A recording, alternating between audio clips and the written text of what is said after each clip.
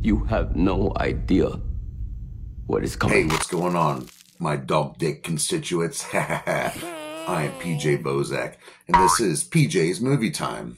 And before I get started, I want to give a big shout out to all my juggalos and juggalettes out there. I just want to say I love you all very much.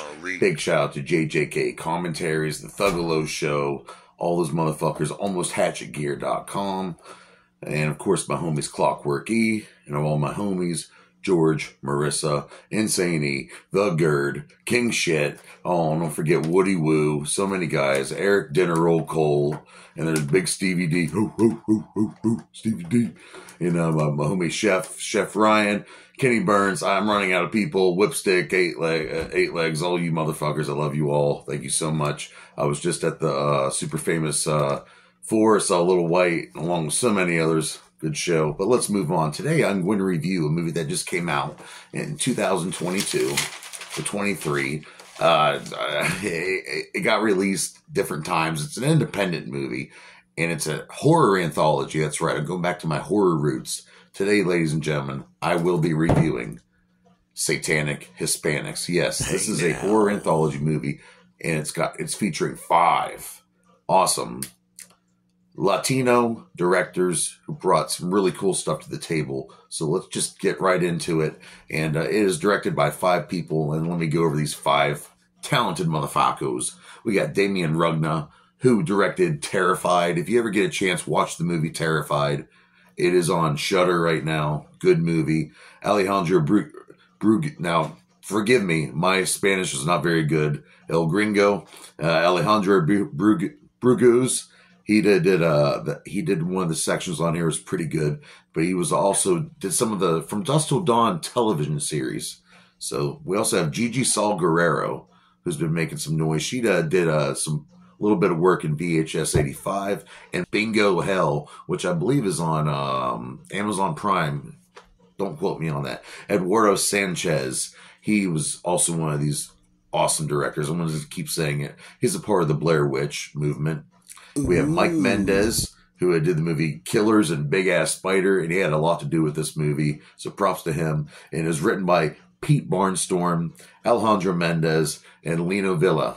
And I tell you what, right here, I'm showing you the cover. It's got a really cool cover, and there's some practical effects in this movie that are really good, which I think are just dope-tastic, along with some CGI, because it's kind of hard not to do CGI, but it is not all CGI, which is one cool thing. And who's starring in this motherfucker? With Efron Ramirez playing the Traveler. And you guys might remember him from Napoleon Dynamite playing Pedro. And yes, I would still vote for Pedro.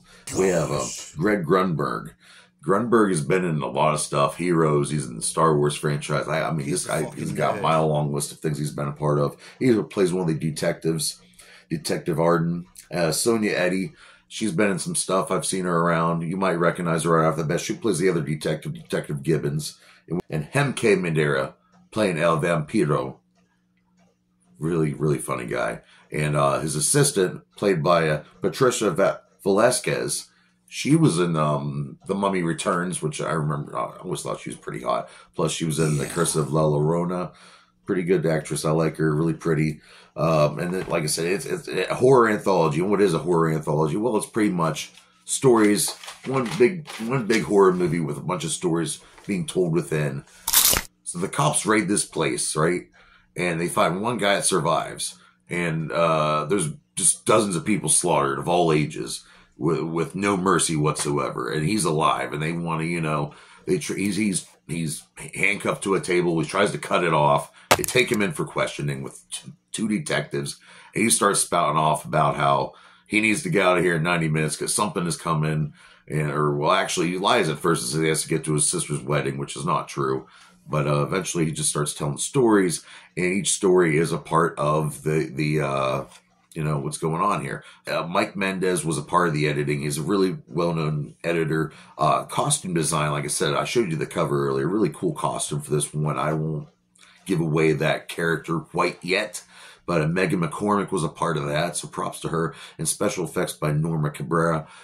And yeah, there's some really cool stuff here, some really cool body horror, some psychological horror, and some comedy. It's got a little bit of everything, and it's split up into 6 chapters, but these 5 directors tackled all 6 of these chapters with fucking horror finesse. And the first chapter, The Traveler, and chapter 6 is done by Mike Mendez. And it's pretty good. It's but like in between each story is this guy getting interrogated, and then he goes on about, oh, I'm immortal, and there's something coming to kill me, and anybody that's around me will be killed too. And he's stressing he needs to get out of the police station, or else everyone's dead.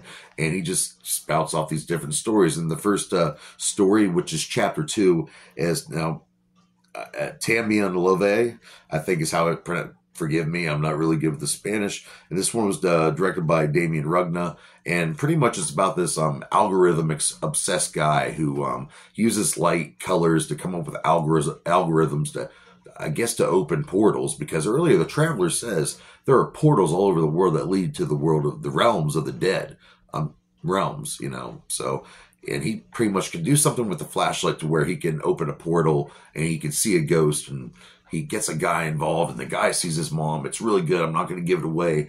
I really enjoyed the first story. And then the Traveler, you know, of course, he's still being interrogated. He tells chapter 3, El Vampiro, which is the funniest. It is directed by Eduardo Sanchez. And the vampire it's like Halloween night. He forgets it's daylight savings time or whatever it is. And he's only got like 15 minutes to get home before the sun kills him and bakes him to a crisp. And he hasn't flown in like a bat in a long time, so he can't really turn to a bat anymore because he kind of forgets how to do it. And his and he got a little flip flow, and he gets a call from his assistant, and she's a vampire too. I guess he turned her. I don't know if it was his familiar or if anything, but she says, you better get home now, and tells him about, you fucked up, you forgot it was daylight savings time. And next thing you know, he's trying to get home, and it's pretty funny. It involves cops. He's trying to blend in with the horror Halloween decorations with the blood, and it's really good. And then it goes back to the Traveler, then again speaking. And this next chapter is called Nahales, and it's directed by Gigi, Saul, Guerrero. And this one has, I'm not going to lie, this was my least favorite of the horror anthology, but it's pretty well done with the special effects are really done. It's pretty much this guy involved. The U.S. government's got this guy, forcing this guy to partake in this ritual, which involves this crazy witch doctor chick and a whole bunch of stuff. He's seeing things. He's seeing zombies and demons and stuff, and it's got some really cool body horror in it. And then we go back to the Traveler talking some more shit, and he tells the next story, which is called The Hammer of Zanzibar, and is directed by Alejandro Brugues, which I'm sorry, I can't say your name, Alejandro, but it's in a roundabout way, it's about this demon going around taking people's souls, and there's one guy left, and he's trying to stop this demon, and he pretty much has a demonic dildo to take down this demon. That's all I'm going to say. It's funny, got some cool effects in it, cool costumes in it. And then it ends with chapter 6. The Traveler says, time's out. It's coming. And he talks about, I believe it's a Cuban myth, Sala Muerte, which is pretty much the saint of death. And this weird, strange being shows up at the cop station with, you know, long black hat, this weird, like, looking weird mask, looks kind of like an old, like someone dead, like a mask, and wearing nothing but black. And it just comes in there, mind controlling people. And yeah, I'm not going to give it away, but it's really cool. There's some weird music. There's a pop song playing during it, and it kind of fits what's going on in a way. Kind of doesn't, but it's really cool. And it ends with, you know, I don't want to give away the ending, but the Traveler has to do something, of course, because he's got the saint of death right there in his face. Satanic Hispanics. Satanic Hispanics. By the way, if you want to watch it right now, it is on Shudder.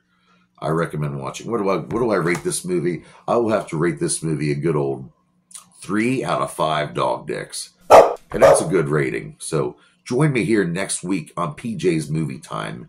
And between now and then, make sure you scrub your taint and wear some fucking deodorant, for God's sakes. All right, I'm out here, y'all.